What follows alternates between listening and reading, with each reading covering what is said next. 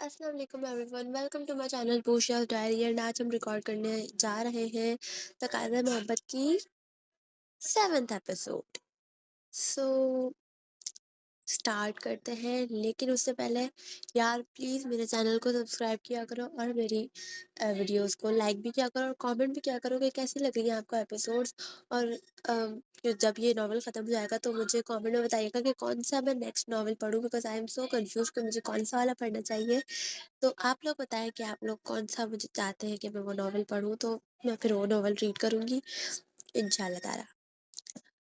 ओहो, कपड़ों पे क्यों जुल्म किया जा रहा है। अमाद कमरे में दाखिल हुआ तो गुल खराब मूड के साथ अपने कपड़ों को इधर उधर कर रही थी। नहीं, ऐसी बात नहीं, मैं बस कपड़े देख रही थी। उसकी आमद पे वो हल्की पड़ती आहिस्ता से बोली और कोई पहनने लायक हल्का सा जोड़ा देखने लगी। जब अमाद ने खुद आगे बढ़ते एक कांजी रंग का नफीस सा, कांजी कौन सा रंग होता है, नारंगी होता है, आई गेस ये नारंगी होना चाहिए, पता नहीं। नफीस सा लिबास उसके सामने किया, जिसपे महारत से काम किया गया था और कदरे भारी भी था। ये वाला, ये वाला, ये बहुत भारी और ओवर है, वो तजबदब का शिकार होती बोली। वो चाहती थी कि अमाद की पसंद का पहने, लेकिन ये बहुत ज्यादा भारी था, जिसपे वो इनकार करने की माकूल वजह तलाशने लगी। अच्छा लगेगा, आप पहन के आए, उसके हाथ में थमाता उसको बात भेजने लगा। गुल को वो एक मोहब्बत भरी फरमाइश लगी, जिसको वो मुस्कुराती पूरी करने लगी। कुछ पल इंतजार के बीच का जब वो कांजी रंग के खूबसूरत लिबास में बात से निकली, वो वाकई दुल्हन का रूप ढा रही थी।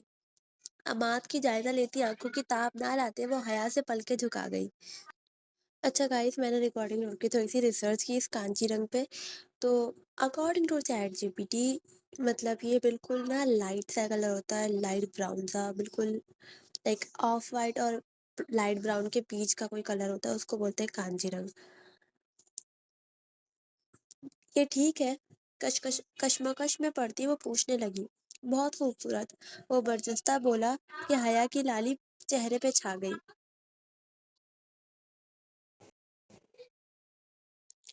बाल खोलने, एक और फरमाइश। जिंदगी में पहली बार वो पूरे हक से फरमाइश कर रहा था, लेकिन अंदाज अभी भी लापरवाह सा था। कमर तक झूलते सुनहरे बाल चुटिया से आजाद करते पीछे आधे कैचर में मुकीद कर लिए। फिर दीजान की मतीत डांट का सोचते खुद ही हल्का सा तैयार होने लगी। उसने शीशे में साफ देखा कि वो फवक्तन फवक्तन उस पर नजर डाल रहा था, और दुआ के पास लेटा उसके हाथों की उंगलियों को कभी लबों से लगाता तो कभी उसके माथे को चूमता। शायद वो भी उठ चुकी थी, क्योंकि वो उसके अमल में मुस्कुरा रही थी। छुट्टी के नाम पे तो अच्छे अच्छों को होश आ जाती थी, ये तो फिर बच्ची थी। कैसी लग रही हूँ।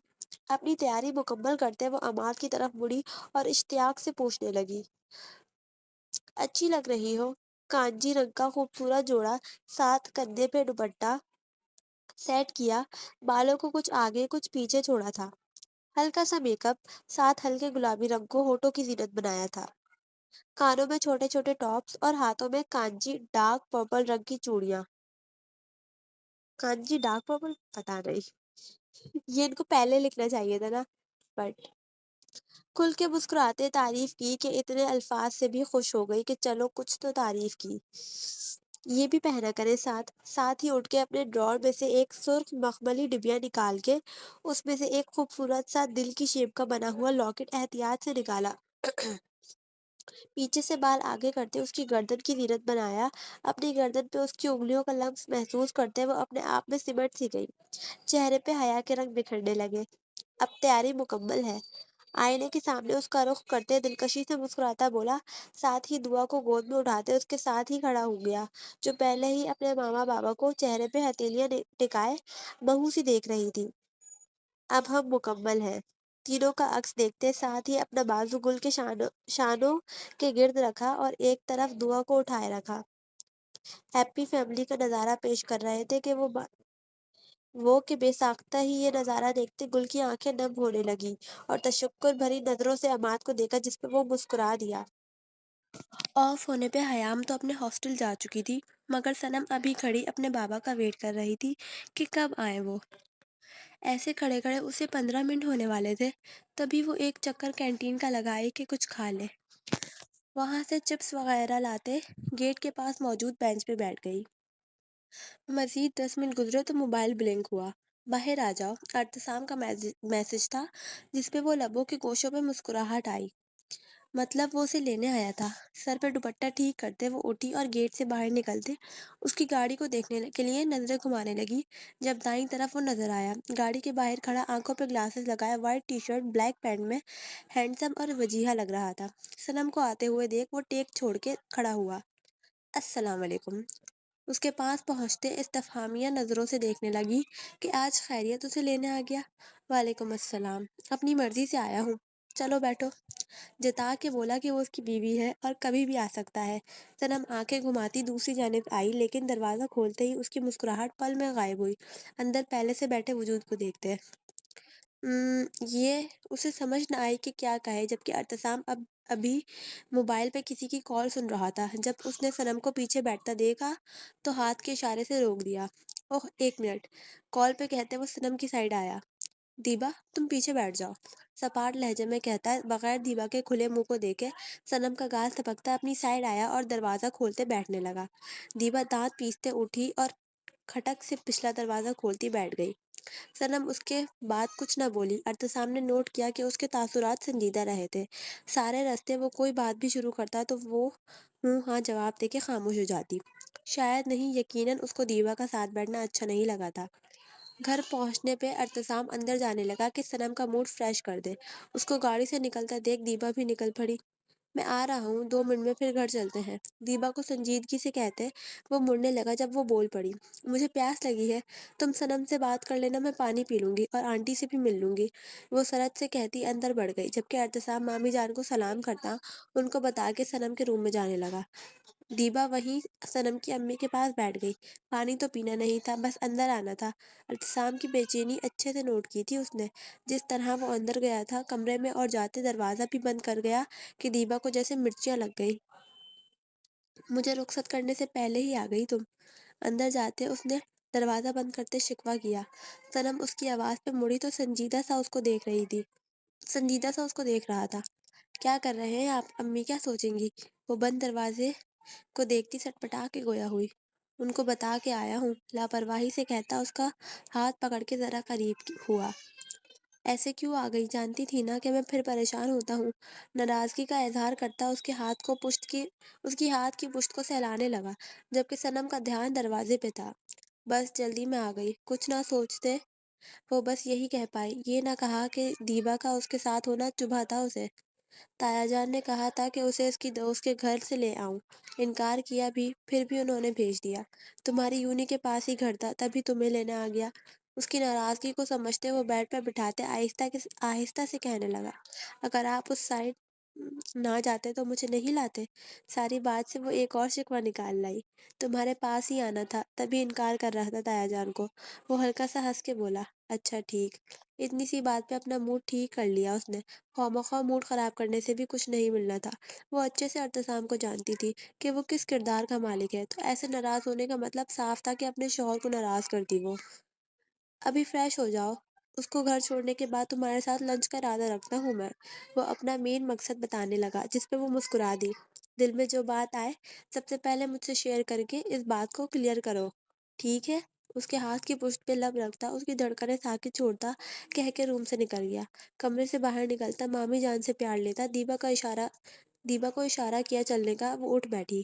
مان گئی وہ؟ کھڑے ہوتے ہی اس نے پوچھا۔ اس کے سوال پہ جہاں ارتسام رکا وہیں صنم کی امی چونکی، مطلب ان کی بیٹی اپنے شوہر سے ناراض تھی؟ کون؟ صنم نے کچھ کہا بیٹا؟ امی نے پریشانی سے ارتسام سے پوچھا۔ ارے نہیں، ایسا نہیں، ناراض تو نہیں ہے وہ، میں تو اسے یہ کہنے گیا تھا کہ تیار رہے، لنچ کرنے جانا ہے۔ مسکرا کے ان کے پاس آتا دیبا پہ سنجیدہ سی نظر ڈال کے بتانے لگا، لیکن وہ تو ناراض ہو کے آئی تھی، دیبا نے پریشان ہوتے پھر کہا۔ غلط فہمی ہوئی ہے تمہیں، دانت پیستا بولا جب صنم اپنے روم سے باہر آئی۔ ارے آپ گئے نہیں، اس کو ابھی وہیں ٹھہرے دیکھ، صنم حیرت سے بولی۔ جا رہے تھے، بس اپنی ساسو ماں کو یہ بتا رہا تھا کہ ان کی بیٹی کو لینے آؤں گا آج، وہ شرارت سے کہتا صنم کی امی کے پاس سے اٹھتا، جبکہ صنم اس کی بات پہ سٹپٹا گئی۔ تیار رہنا، آنے لگا ہوں میں۔ اس کے پاس آتے پھر بولا۔ اصل میں وہ جتا رہا تھا، جبکہ صنم کے چہرے پہ مسکراہٹ دیکھتے امی کچھ پرسکون ہوئی، ورنہ وہ دیبا کی بات کا اثر کرتی صنم کو ڈانٹ پلانے والی تھی۔ جی۔ ارتسام دیبا کو چلنے کا کہتے وہاں سے روانہ ہوا۔ رستے میں ایک بار بھی اسے مخاطب نہ کیا، نہ اس کے کسی سوال کا جواب دیا۔ دیبا اپنی انسلٹ محسوس کرتے جرے دل سے خاموش ہو گئی۔ گھر کے پہنچتے ہی دروازے کو زور سے پٹخنا نہ بھولی، جس پہ ارتسام کو غصہ بہت آیا لیکن ضبط کر گیا۔ اس کو چھوڑنے کے بعد وہ صنم کو لینے پہنچا اور اسے لنچ کروانے لے گیا۔ ارادہ اس کا یہی تھا، بس اپنے تایا جان کی مداخلت پہ وہ صبر کر گیا۔ وہ اچھے سے جانتا تھا کہ دیبا کے دماغ میں فطور ان کا اپنا بھرا ہے، جس پہ وہ وقتاً فوقتاً عمل کرے گی، لیکن وہ بھی اپنے نام کا ایک تھا۔ ان کے مقصد تو وہ بھی اچھے سے جانتا تھا۔ ایسا تو وہ بالکل بھی نہیں چاہے گا کہ کسی تیسرے کی وجہ سے وہ اپنا رشتہ خراب کرے، تبھی صنم سے زیادہ اس کو ضرورت تھی اپنے رشتے کو مضبوط کرنے کی۔ دوپہر کے اس حصے میں جہاں سورج اپنی جوگن پہ تھا، وہیں سردی آنے کا کوئی خاص امکان نظر نہیں آ رہا تھا۔ شاید سردیاں بھول گئی تھی کہ یہ ان کے مہینے چل رہے ہیں۔ اپنے ایک دو کھلونوں کے ساتھ وہ چارپائی پہ بیٹھی مگن سی کھیل رہی تھی، جبکہ کچھ فاصلے پہ بیٹھا وہ اپنے ملازموں سے کام کی بات ڈسکس کر رہا تھا۔ ڈیرے پہ بنے کمروں کے پیچھے ٹیوب ویل کی موٹر لگی تھی، اس کا سارا نظام وہیں پہ تھا، پاس درخت اور خوب سی جھاڑیاں۔ گرمی اتنی زیادہ تو نہ تھی، لیکن ابھی گرمی کی دوپہر ہی لگ رہی تھی۔ چھوٹے سے گلابی لان کے فراک میں وہ چارپائی پہ بیٹھی مگن تھی جب اسے آہٹ سنائی دی۔ ایک بار ادھر دیکھا، دوسری بار پہ پھر دیکھا، ایسے ہی مگن وہ اگنور کر رہی تھی، جب اب کی بار اسے اپنے نام کی پکار سنائی دی۔ گردن گھما کے دیکھا، کوئی نہ تھا۔ سامنے کچھ فاصلے پہ بیٹھے وہ اپنے بابا کو دیکھنے لگی، جس کی نظر بھی ابھی اسی کی طرف اٹھی تھی۔ عماد کو دیکھتے وہ مسکرا کے پھر کھلونوں میں مگن ہو گئی۔ مزید پل گزرے، دعا کو پھر آہٹ کے ساتھ اپنے نام کی ہلکی سی پکار محسوس ہوئی۔ بچے تو ہوتے ہی تجسس کے مارے وہ بھی آہستہ سے چارپائی سے اٹھی اور ڈیرے پہ موجود کمروں کی جانب جانے لگی۔ ارد گرد دیکھتے تو کوئی نہ ملا، تو کمروں کی سائڈ پہ بنی جھاڑیوں اور درختوں کو دیکھنے لگی کہ شاید یہاں ہو کچھ۔ وہ آہستہ سے اپنے چھوٹے قدم اٹھاتی جھاڑیوں کے پاس جانے لگی، جب کسی نے اس کو اپنے پاس آنے کا اشارہ دیا۔ دعا نے الجھ کے سامنے موجود نفس کو دیکھا اور پھر گردن گھما کے مصروف بیٹھے عماد کو۔ دعا کہاں ہے؟ دعا کو چارپائی پہ نہ پاتے عماد نے خدا بخش سے پوچھا۔ سائیں ابھی تو یہی تھی گڑیا، کھیل رہی تھی۔ وہ بھی اسے نہ پاتے ہڑبڑا گیا۔ کیا مطلب ابھی یہاں تھی؟ وہ پل میں متفکر ہوا کہ کہاں گئی، ابھی تو اس نے بھی دیکھا تھا وہ کھیل رہی تھی، پھر اچانک دیکھو اسے، کہاں گئی ہے وہ؟ عماد غصے سے دھاڑا تو سب اسے کھیتوں کی طرف دیکھنے لگے۔ عماد کو ایسا لگ رہا تھا جیسے ابھی جسم سے جان نکل جانی ہے۔ کیا ہوا ہے؟ کیف وہاں پہنچتے ہڑبڑی دیکھتا عماد کے پاس آیا، جو خود ڈیرے کے کمروں کے اندر دعا کو پکار رہا تھا۔ یار دعا بھی یہی کھیل رہی تھی، پتہ نہیں اچانک کہاں گئی، آواز بھی نہیں دے رہی ہے وہ۔ عماد نے پریشانی سے کہا تو کیف ریلیکس ہونے کا اشارہ کر کے خود بھی دیکھنے لگا۔ پریشان نہ ہو، ادھر ہی تمہیں تنگ کرنے کے لیے چھپی ہوگی، اس کو کہتا وہ کمروں سے باہر آیا۔ حقیقت میں اس کا بھی دل ڈوب رہا تھا، سوچتے کہ اگر اسے کچھ ہو گیا تو اللہ نہ کرے۔ وہ آیت الکرسی پڑھتے ڈیرے کے سائڈ پہ دیکھنے لگا۔ دعا اچانک دماغ میں جانے کیا آیا اور ڈیرے کے پچھلے حصے کی جانب جانے لگا، جہاں موٹر وغیرہ تھی۔ جھاڑیوں کو سائڈ پہ کرتا دعا کو آواز دیتا پچھلے حصے پہنچا تو ایک سکون کی لہر جسم میں سرایت کر گئی۔ گہرا لمبا سانس لیتے، اعصاب کو نارمل کرتے احتیاط سے آگے بڑھا۔ یہاں کیا کر رہی ہیں آپ؟ موٹرز کی دوسری سائڈ پہ وہ اپنی فراک گندی کیے وہاں سکون سے بیٹھی چاکلیٹ کا ریپر کھولنے میں مصروف تھی۔ یہ کس نے دیا ہے؟ اس کے پاس پہنچتے گود میں اٹھاتے حیرت سے پوچھنے لگا، کیونکہ یہ سب جانتے تھے کہ گل دعا کو چاکلیٹ نہیں کھانے دیتی تھی، لیکن کیا پتہ عماد نے دے دی ہو۔ عماد کو موبائل پہ میسج کیا کہ دعا کمروں کے پچھلی سائڈ تھی تو پریشان نہ ہو۔ یہاں کیسے آئی ہیں آپ؟ اس سے پوچھتا وہ احتیاط سے جھاڑیوں سے گزرتا نکلنے والا تھا کہ اچانک ہونے والی افتاد پہ وہ خود سائڈ پہ گرا، جب دعا چیخ پڑی، میری بچی کہاں چلی گئی تھی آپ؟ شدت سے سینے میں بھیجتے اس کے نگوش کو چومتا وہ نم لہجے میں بولا، جبکہ کیف کا دل کیا یہیں سے کوئی پتھر اٹھا کے مار دے، کم سے کم چھیننا تو نہ اس سے چھینتا تو نہ اس سے۔ یار مانا کہ تیری بیٹی ہے، لیکن میں بھی اس کا کچھ لگتا ہوں، مجھ سے چھینتا تو نہ، میں تیرے پاس ہی لا رہا تھا اسے۔ وہ سنبھل کے کھڑا ہوتا بولا کہ عماد نے کیف کو بھی سینے میں بھیجا، جس میں دعا سینڈوچ بنا گئی۔ सैंडविच बन गई। शुक्रिया यार। फरहत जज्बात से बोला। किसी को खोने का एहसास क्या होता है वो अमाद ने आज महसूस किया।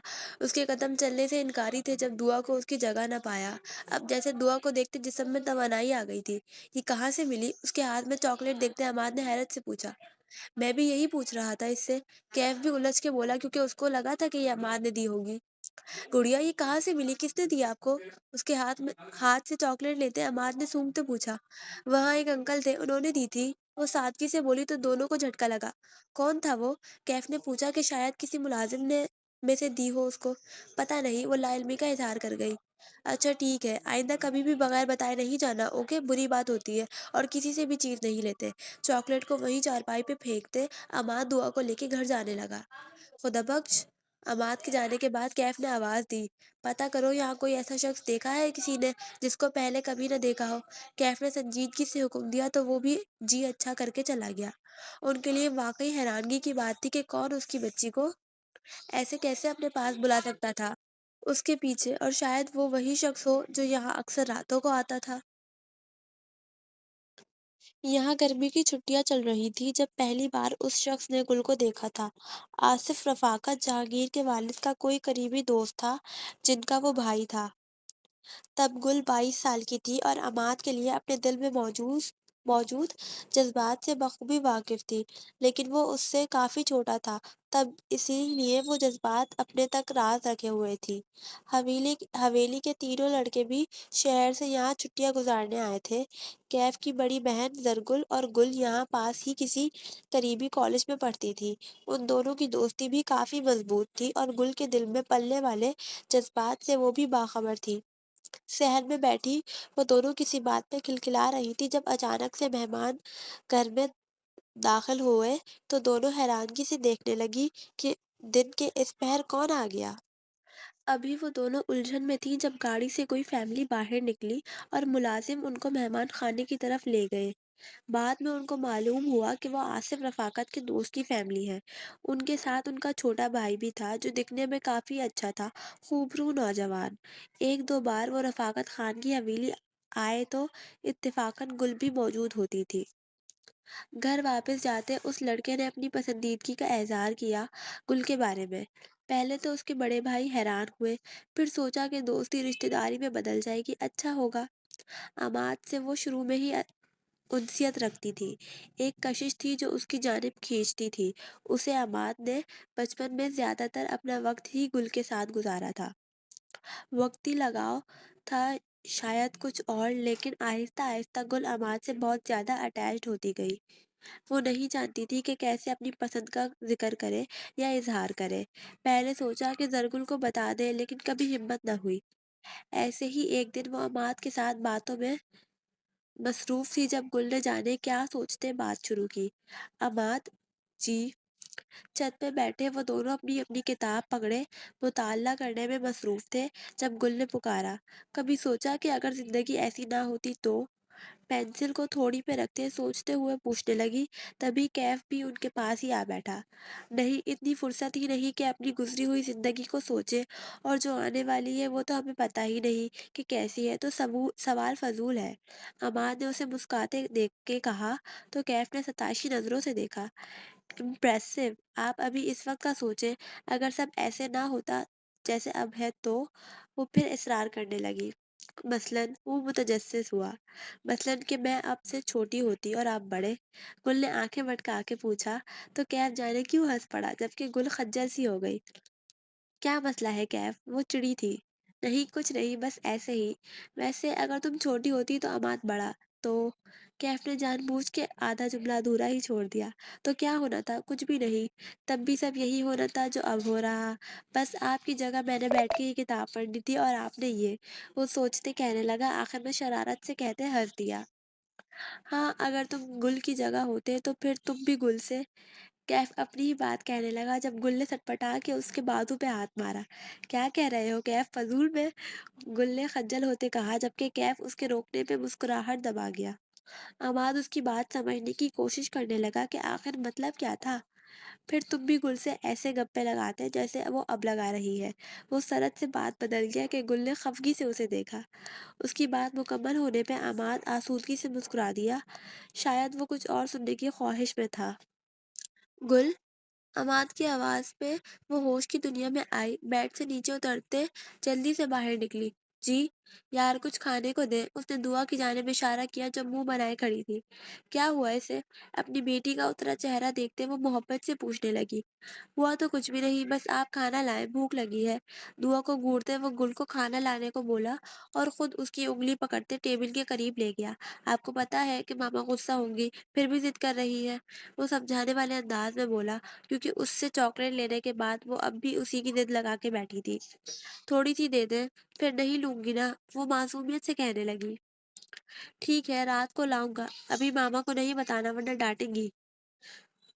اس کی بات مانتے اسے خوش کر گیا، جس پہ وہ کھلکھلا اٹھی۔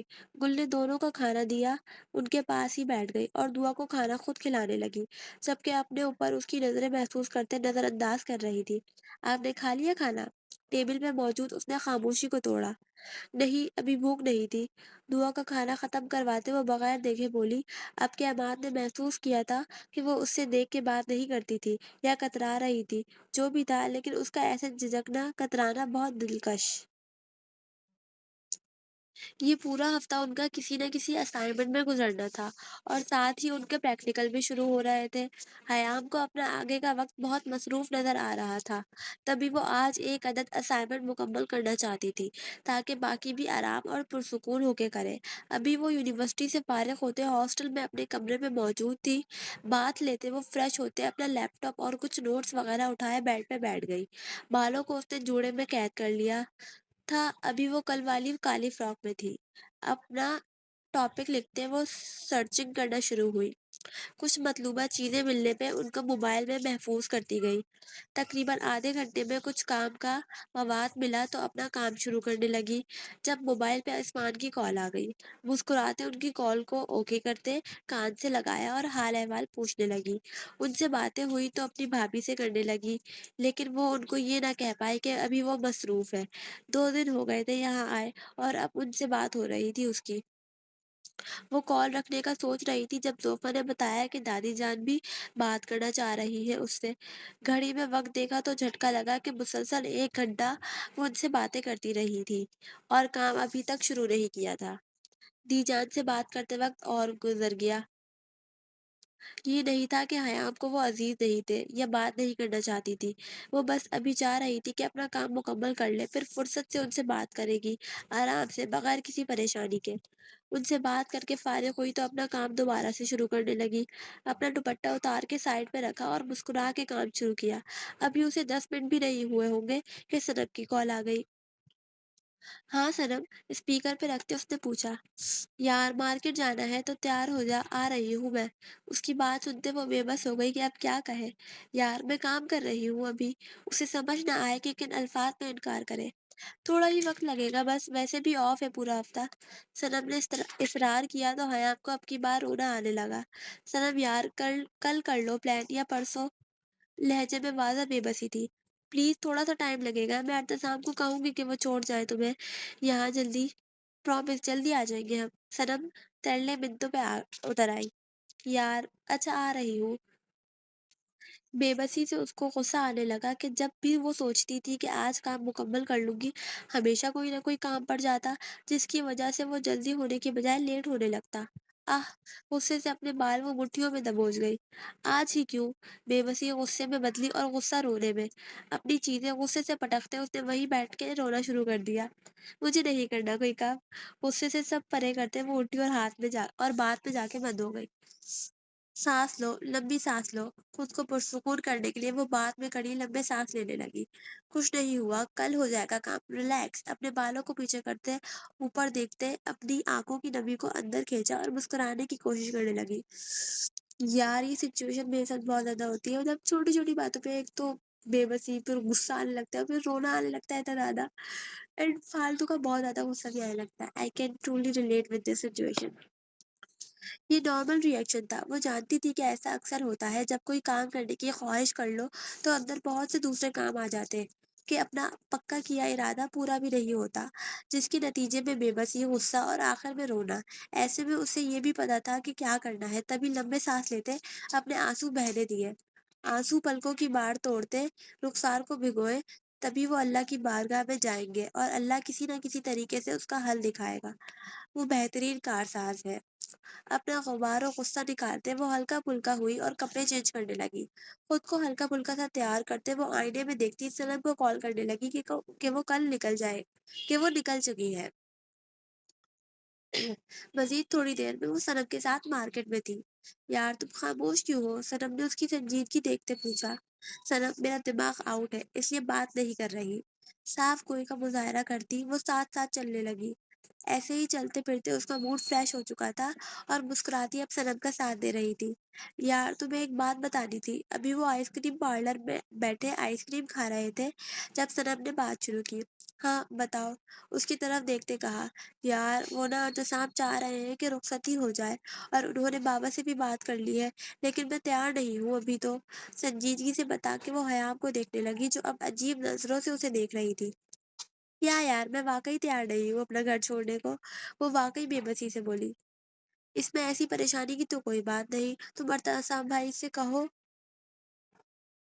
بھائی کو کہو بس، ایک بات کہہ کے حل پیش کیا۔ ان سے بات کی تھی تو جناب کا جواب تھا کہ کوئی مسئلہ ہی نہیں ہے، شادی ہو جائے تو سب ٹھیک ہو جائے گا، وہ منہ بنا کے بولی تو حیام نے شرارتی نظروں سے دیکھا۔ یہ بات تو بالکل ٹھیک ہے کہ شادی کے بعد سب ٹھیک ہو جائے گا، وہ معنی خیری سے بولی اور آئس کریم کھانے لگی۔ فضول بولتی رہنا بس، سنم نے پھاڑ کھانے والے انداز میں کہا جس میں وہ ہنس دی۔ کب کا کہہ رہے ہیں وہ رخصتی کا تاکہ میں تیاری کروں؟ سنم نے سنجیدگی سے پوچھا کہ سنم نے تعصب سے دیکھا۔ کوئی فکر ہی نہیں میری، بس شادی کی پڑ گئی تمہیں، مکمل افسوس کا اظہار کرتی اسے کوسنے لگی۔ بتاؤ یار کب ہے، پھر میری بھی آ رہی ہے، وہ بیزار سی بولی کہ اب کی بار سنم کی آنکھوں میں بھی چمک آ گئی۔ تمہاری کب ہے؟ میری کہہ رہے ہیں کہ جلدی، بس ایک دو ماہ میں، حیام نے معلومات کے مطابق کہا جو اس سے زوفہ سے ملی تھی۔ واو یہ تو اچھی بات ہے، مطلب کہ میں تمہاری شادی پہ اپنی شادی کے جوڑے پہن سکتی ہوں، سنم پرجوش سی بولی۔ کیا مطلب کہ میری شادی پہ تم اپنی شادی کے جوڑے پہنو گی؟ کب ہے شادی یہ تو بتا دو، کب سے پوچھے جا رہی ہوں۔ اللہ اللہ ایک تو تم حد کرتی ہو، وہ مکمل بیزاری دکھاتی اٹھنے لگی جب سنم نے اس کا ہاتھ پکڑ لیا۔ ڈرامے نہ کر، آرام سے بیٹھو، بتانے لگی ہوں، اس مہینے کی لاسٹ میں چاہ رہے ہیں، وہ شرمانے کی ایکٹنگ کرتے ہوئے وہ بتانے لگی کہ حیام کا کہکا بے ساختہ تھا۔ قسم سے بڑا مزہ آئے گا جب تم ایسے شرماؤ گی۔ وہ ہنستے ہوئے بولی کہ سنم نے اس کے بازو پہ خفگی سے ہاتھ مارا۔ وہاں سے وہ ابھی اٹھی ہی تھی جب سنم نے حیام کو پکارا۔ باہر نکلتے وہ ٹھہر گئی۔ وہ سر عاصم ہے نا؟ ایک جانب آنکھوں سے اشارہ کرتے بتایا تو تعقب میں حیام نے دیکھا۔ حیام نے دیکھا جہاں وہ اپنی حسب معمول ڈریسنگ میں بیٹھا گلاسز لگائے اپنی سائڈ کی مسکراہٹ لیے کسی لڑکی سے بات کر رہا تھا۔ چہرہ دوسری جانب تھا تو وہ لڑکی کو دیکھ نہ پائی۔ ہاں ہے تو وہی، کیا پتا ان کی کوئی جاننے والی ہو یا بیوی، حیام نے دیکھتے تبصرہ کیا۔ جاؤ یار، بیوی بن ہی نہ جائے کوئی، جتنے وہ ریزرو رہتے ہیں شاید ہی کوئی لڑکی شادی پہ آمادہ ہو، سنم نے ٹیڑھے ٹیڑھے منہ بناتے کہا۔ یار ویسے ایسا ہی ہونا چاہیے انسان کو، ریزرو سا، کسی سے فری نہ ہونے والا۔ حیام نے باہر نکلتے اپنے خیالات کا اظہار کیا۔ چاہے پھر وہ کسی بھی لڑکی سے ملے ایسے؟ سنم نے تھوڑی دیر پہلے کا منظر یاد کروایا۔ ایوی نہیں کسی کو ایک جھلک دیکھتے رائے قائم کرتے پاگل، کیا پتا کوئی جاننے والی ہو یا واقعی بیوی۔ اس نے ہنستے ہوئے اس کی بات کی تصحیح کی جس پہ سنم نے بھی تائید کی۔ وہ جو سوچ رہی تھی کہ اس کا وقت برباد ہوگا، فضول میں گھومنا پڑے گا، لیکن یہاں سنم کے ساتھ وہ اچھا ٹائم گزار رہی تھی۔ شاید واقعی اللہ نے یہ وسیلہ بنایا تھا کہ کچھ دیر اپنے دماغ کو پرسکون کر سکے اور آئندہ آرام و تحمل سے اپنے کام سر انجام دے۔ اس کا دل و دماغ اب واقعی پرسکون تھا۔ پہلے وہ بس دل کی رضامندی پہ جلدی سے اپنا کام کرنا چاہ رہی تھی، جبکہ دماغ تب راضی نہیں تھا کیونکہ اس کو سکون چاہیے تھا جو وہ سمجھ نہیں رہی تھی۔ تبھی اپنا غبار نکالتی وہ سنم کے ساتھ آ گئی اور چھوٹی چھوٹی باتوں، ہلکی سی ہنسی سے بھی وہ پرسکون ہو گئی تھی۔ اگلے دن کا شیڈیول پلان کرتے وہ بستر پہ لیٹی اور موبائل پہ تھوڑا بہت کام سرچ کرنے لگی کہ ایسے وقت گزرے گا اور نیند بھی آ جائے گی۔ جب سرچنگ کرتے تھک گئی تو موبائل بند کرتے آنکھیں موند گئی۔ آج پھر سے آنکھوں کے پردوں پہ اس کا چہرہ لہرانے لگا۔ جانے کیوں وہ اسے سوچنے لگی تھی، اسے بے اختیار بے اختیار تھی وہ اس معاملے میں، لیکن کیوں؟ شاید آج کی باتوں کی وجہ سے ایسا ہو۔ خود ہی سے سوال کرتی، جواب دیتی، آنکھیں واہ کرتے چھت کو دیکھنے لگی۔ سو جا حیام، ورنہ کل جلدی اٹھ نہیں پاؤ گی۔ خود کو ہمیشہ کی طرح سرزنش کرتی دلاسے دیتی سونے لگی۔ کیف کی دادی جان نے ہمیں شادی کا کہہ دیا ہے، اب آپ بتائیں کہ کیا کرنا ہے؟ اپنے کمرے میں سامنے بیٹھے اسفان اور زوفا کو دیکھتے انہوں نے بات شروع کی۔ مجھے تو کوئی مسئلہ نہیں، آپ بتائیں، پھر ہم حیام سے بھی اس کی رائے لیں گے۔ اسفان نے نرم مسکراہٹ سے کہا۔ حیام سے کیا رائے لیں گے؟ اس معاملے میں بیٹیوں سے رائے تو نہیں لیتے نا؟ دادی جان نے اس کی بات پہ ہنس کے کہا۔ رائے نہیں، لیکن مرضی تو پوچھنی ہی ہے نا، اور میں اس کی مرضی کے خلاف نہیں جاؤں گا۔ ان کے ہنسنے پہ وہ مدھم سا مسکرایا۔ منگنی ہو گئی تو ظاہر سی بات ہے اس کی رضامندی پہ ہی ہوئی ہے، اب وہ انکار تو نہیں کر سکتی۔ دادی جان آج کل کے معاشرے میں ضرور رہتی تھیں، لیکن ذہن میں کہیں نہ کہیں وہ روایتی باتیں ضرور شامل تھیں۔ دادی جان، میرا مطلب یہ نہیں تھا، میرا مطلب کہ اس کی اسٹڈی کو دیکھتے ہی فیصلہ کریں گے تاکہ اس کو کوئی مسئلہ نہ ہو۔ وہ ان کی بات پہ مصنوعی خفگی سے بولا کہ زوفا نے بہن کے معاملے میں اس کے جذباتی پن کو دیکھتے مسکراہٹ دبائی۔ جانتی ہوں سب کہ تم اس سے پوچھے بغیر کچھ نہیں کرنے والے۔ دادی جان بھی منہ بنا کے بولی تو اسفان اٹھ کے ان کے قریب آیا۔ اس کو بتائے بغیر یہ کہہ سکتی ہیں آپ؟ پوچھنے والا حق تو آپ کے پاس ہی ہے۔ اس کے شفقت بھرے ہاتھوں کو بوسہ لیتے وہ مسکرایا۔ تمہاری بیوی جیلس ہو رہی ہے؟ ان کے ایک دم کہنے پہ زوفا سٹپٹا گئی۔ نہیں، ایسا تو نہیں ہے۔ وہ ہلکا سا منمنائی۔ ان دونوں کو دیکھتی تو وہ محبت سے مسکرا رہی تھی۔ ادھر آؤ میرے پاس، انہوں نے اپنے پاس آنے کا کہا۔ اٹھ کے ان کے قریب گئی اور اسفان کو اشارہ کیا کہ پیچھے ہو تاکہ وہ بیٹھ سکے۔ وہ بھی ہلکا سا پیچھے ہوا تو مشکل ہی وہ دادی جان کے پاس بیٹھی، جبکہ دادی جان خود تھوڑا کھسک گئی اور اپنے ساتھ لگایا اس کو۔ اللہ تم دونوں کو ہمیشہ ہنستا مسکراتا رکھے۔ زوفا کے ماتھے پہ بوسہ دیتے وہ شفقت سے اس کے سر پہ ہاتھ پھیرتی زندگی کی بچوں کی دعائیں دینے لگی، جس پہ وہ چھیپتی مسکرا گئی۔ جی لالا، لائبریری میں بیٹھی وہ کسی بک کا مطالعہ کرنے میں مصروف تھی جب اسفان کی کال سنتے آہستہ سے اٹھ کے وہ لائبریری سے باہر آئی۔ ضروری بات کرنی ہے، مصروف ہو؟ انہوں نے تمہید باندھی تو لائبریری کے کوریڈور سے چلتی وہ گراؤنڈ والے حصے میں آ گئی اور وہیں سیڑھیوں پہ بیٹھ گئی۔ نہیں، مصروف تو نہیں ہوں، آپ بتائیں۔ موسم کے تیور آج ٹھیک نہیں تھے، شاید وہ برسنے کا ارادہ رکھتے تھے۔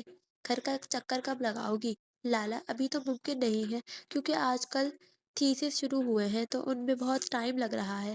ہوا کی دوش سے ہلتے درختوں کے پتوں کو دیکھتے کہا۔ شادی کے بارے میں بات کرنی تھی تم سے، کیف کی فیملی ڈیٹ مانگ رہی ہے۔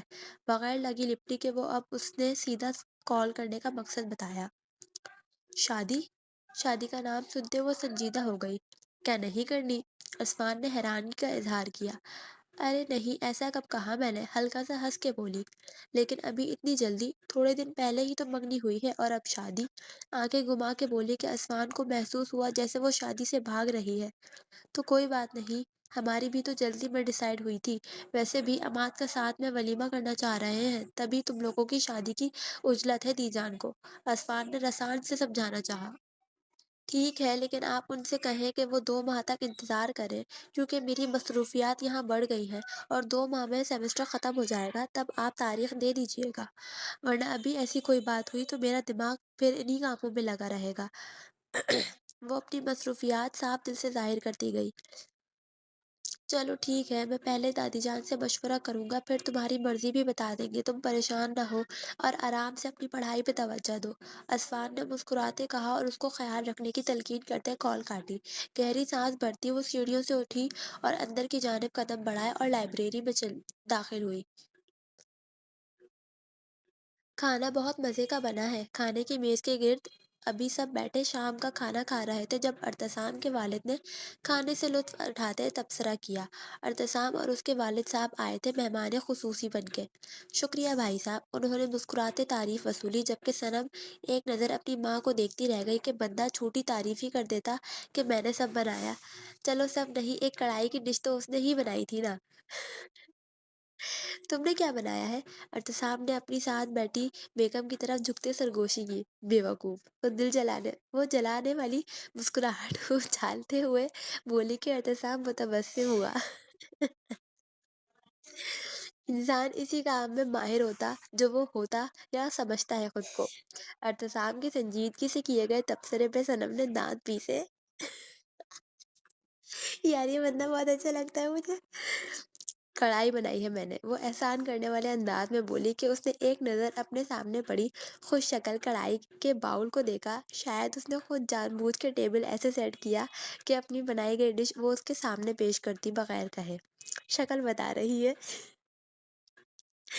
भरपूर जायजा लेता, उसे तपाने के लिए बोला। जहर भी शामिल है अंदर, मालूमात में इजाफा किया गया। किसने कहा था कि अपनी उंगली इसमें डाल के चखो? वो ताज्जुब से वो ताज्जुब से गर्दन नफी में हिलाता बोला। बात का मतलब समझते सनम ने टेबल पे पटखने के अंदाज में प्लेट रखी अपने सामने और उसमें चावल डालने लगी, जबकि अतसाम मजे से अब अपनी प्लेट में कढ़ाई निकाल रहा था। बात का मतलब समझते सनम ने टेबल पे पटखने के अंदाज में प्लेट रखी अपने सामने और उसमें चावल डालने लगी, जबकि अतसाम मजे से अब अपनी प्लेट में कढ़ाई निकाल रहा था। फोन पे राब्ता करते आपसे सरसरी बात हुई थी। बात तो हो गई थी, लेकिन अब मौका मुनासबत खुल के बात करना चाहते हैं। खाना खाने से फ्री हुए तो सब ड्राइंग रूम में बैठे चाय से लुत्फ उठा रहे थे जब अर्तसाम के वालिद ने बात शुरू की। तकरीबन सभी वाकिफ थे बात से। जी, आप ठीक कह रहे हैं। हमारी तरफ से तमाम तैयारियां मुकम्मल हैं। किसी दिन आप बाकी बड़ों को भी साथ लाएं तो बाकायदा रस्म करते तारीख पक्की कर देते हैं। सनम के वालिद कुद्दूस साहब ने संजीदगी से कहा तो अम्मी ने सनम से आंखों आंखों में यहाँ से जाने का इशारा किया तो वो किचन देखने का कहते वहाँ से उठ गई। हमें कुछ भी नहीं चाहिए भाई साहब, बस आप बच्ची को हमारे साथ रुखसत करें। अल्लाह का दिया सब है हमारे पास। अब हम चाह रहे हैं जल्दी से अपने फर्ज से फारिग हों। चाय का घूंट भरते उन्होंने कहा। अरतसाम खामोशी से वहाँ उनकी गुफ्तगू सुन रहा था। शादी जल्दी करने की ख्वाहिश भी उसी ने ज़ाहिर की थी, तभी वो आज यहाँ मौजूद थे। ये बात भी ठीक है, अल्लाह मज़ीद आपको नवाज़े, लेकिन हम अपनी ख्वाहिश से जो अपनी बेटी को देंगे वो आपको कबूल करना ही होगा। उनकी बात पे वो हंसते बोले तो तायदी अंदाज में सर हिला गए। ठीक है, फिर 3 दिन बाद आप लोग आएँ और शादी की तारीख रखते हैं। वैसे तो आज भी ये काम सरअंजाम हो जाना था, लेकिन फिर ख़ानदान के लोग एतराज़ करते हैं कि खुशी में शामिल नहीं किया। मसलिहत से काम लेते कुद्दूस साहब ने कहा, जी ठीक है। थोड़ी देर उनके पास बैठे रहने के बाद अर्तसाम उठता सनम के पीछे आया, जो अपने किचन की सफाई करते अपने कमरे में मौजूद थी। कुछ चाहिए था आपको? अपने कमरे में उसकी अचानक आमद में वो बैठती हुई बोली। चाहिए कुछ नहीं, बस तुम्हारे पास आया हूँ, कहता उसके सामने बैठ गया। बाल नहीं खोले तुमने? उसके बंदे बालों को देखता वो पूछने लगा। पागल हैं क्या? सबके सामने खोल लेती बाल। उसकी बात पे हल्का सा हंसती बोली। सबके सामने नहीं, लेकिन अभी तो खोल ही सकती हो। उसकी आंखों में देखता कहने लगा कि सनम मुस्कुरा के नजरें झुका गई। अब पागल है अर्थसाम। अगले ही लम्हे उसकी फरमाइश पे वो शर्माती हंसने लगी। तेरी उलझी हुई बातों से मेरा दिल उलझा, तेरे बिखरे हुए बालों ने परेशान किया। उसके बाल ना खोलने पे वो खुद ही आगे होते उसकी चुटिया को खोलता गुनगुनाने लगा। कितना हसीन नाम लगता है जब तुम इसे अदा करती हो। फिर वही जुमला, वैसा ही अंदाज, वैसी ही मोहब्बत भरा लहजा, वही आंखों में पनपती मोहब्बत। अब कब नहीं अब कभी नहीं कहा कि आप समझ क्यों नहीं रहे कि नहीं शादी करनी मुझे आपसे। उसके बालों की लट को आहिस्ता से उंगली पे लपेटते शरारत से कहने लगा। आप फायदा, अब तो आप पल्ले बांध दिए गए हैं मेरे। सारी जिंदगी अब आपके साथ हूँ तो ये जुमला कहने का अब कोई मकसद नहीं। वो नाज नखरे दिखाती शरारती अंदाज में बोली। अब तो रिहाई नामुमकिन है आपकी जनाब। उसकी बातें वो दिलकशी से हंसता उसको करीब करते सीने से लगा गया। बस यार बहुत है आज के लिए। बहुत पढ़ लिया रॉबिन। बाद अब पढ़ेंगे हम कल। और भाई मेरे चैनल को सब्सक्राइब करो तुम लोग, ठीक है? सिर्फ एपिसोड नहीं देखनी है, सब्सक्राइब भी करना होता है और वीडियोस को लाइक भी करना होता है, ठीक है ना? और कमेंट भी कर दिया करो। ओके, बाय बाय, अल्लाह हाफिज।